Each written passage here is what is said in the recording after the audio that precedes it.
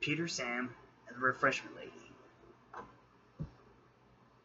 Sir Handel had been naughty, so Mr. Percival made him stay in the shed for a while.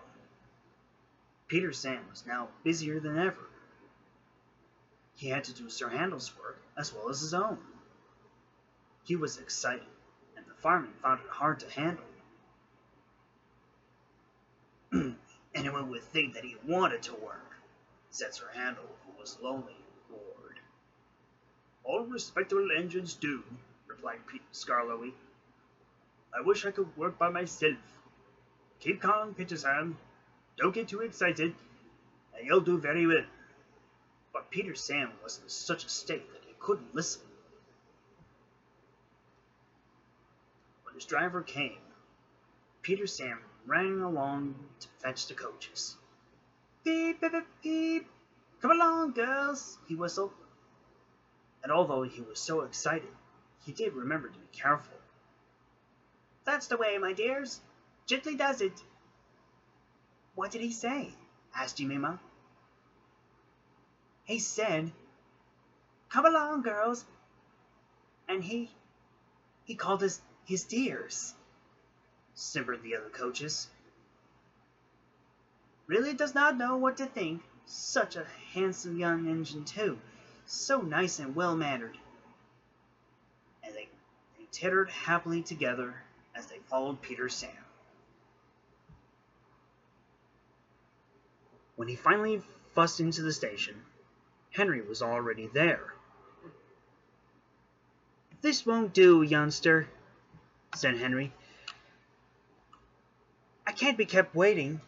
If you're late again, I'll go off and leave your passengers behind. And he puffed away. Pah, said Peter Sam. But secretly, he was a little worried. But not for long. The conductor then blew his whistle and waved his flag, and Peter Sam puffed out of the station. Peter Sam sang a little song to himself. I'm Peter Sam, I'm running this line. I'm Peter Sam, I'm running this line. The people waved as they puffed across the viaduct, past the farms and cottages, and he gave a loud, cheerful whistle at school. The children all ran to see him puffing by. What fun it all is, he thought, as he journeyed along the line. Agnes, Ruth, Jemima, Lucy, and Beatrice enjoyed themselves too. He's cocky but nice, they sang as they trundled along. They were growing very fond of Peter Sam. Every afternoon they had to wait an hour at the station by the lake.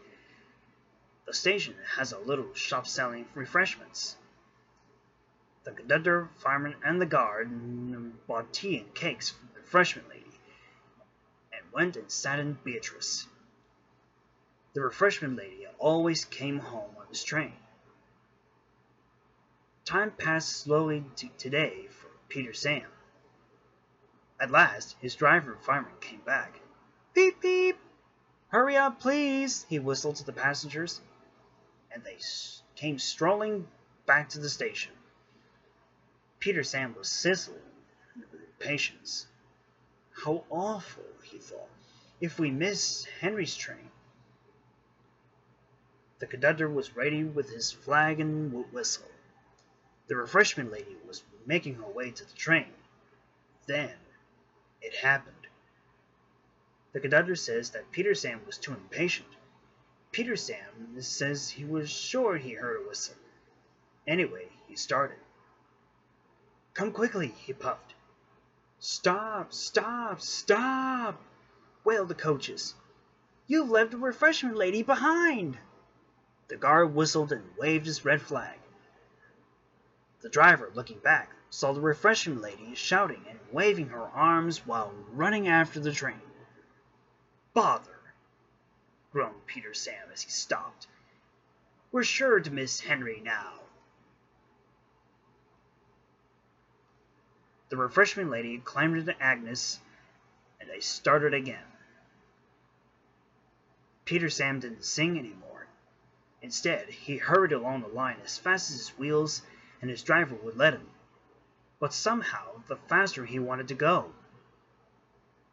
the slower the journey became, because his driver had to keep checking him. "Steady, old boy, steady." Peter Sam whistled at the stations. "Beep, beep, hurry, please hurry." At last, they reached the big station just in time as Henry steamed in. "Hurrah!" said Peter Sam. He was very relieved. Not bad, youngster," said Henry loftily. But the refreshment lady was very cross. "What do you mean by leaving me behind?" she demanded. "I'm sorry, ma'am," replied Peter Sam, "but Henry said he might leave without us." Then the refreshment lady laughed. "You silly little engine," she said. "Henry was only teasing. He wouldn't have gone without our passengers. He's a guaranteed connection, you know." "Well," said Peter Sam, "where's that Henry?" But Henry had trotted away.